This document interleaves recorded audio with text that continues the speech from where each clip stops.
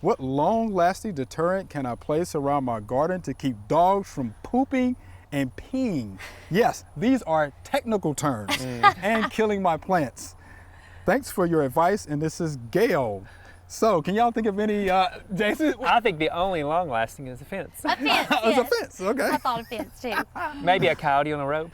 Oh, You'd have to deal with its poop and pee. Apex. but Yeah, poop and keep pee, the right, others yeah, you away. have to deal with that for sure. apex predator on the property. Yeah, that was always pretty tough, yeah, pooping Bobcat. and peeing. But I mean, I don't know. I mean, if they can't put up a fence, Yeah, Jason, they do you can't. have any thoughts on repellents? I mean, they're not long lasting. No, you'd have to reply over and over and over. Yeah, definitely. There is something called liquid fence. I know a few folks in Shelby County actually use this eugenol, cinnamon oil, clove oil.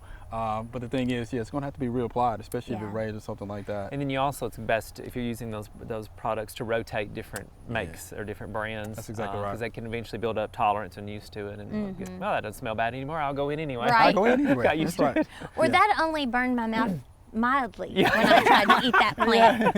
I think I'll be Just a little okay. bit. And then something else too, you have to read and follow the label, but you should be applying, liquid fence when temperatures are above 85 degrees anyway. Oh. Because it'll burn your foliage. Oh, good point. Right. The oils. It's the in oil. there. Yeah, Right, so you have to think about those kind of things, right? Thanks for watching the video. We hope you enjoyed. To subscribe, click below.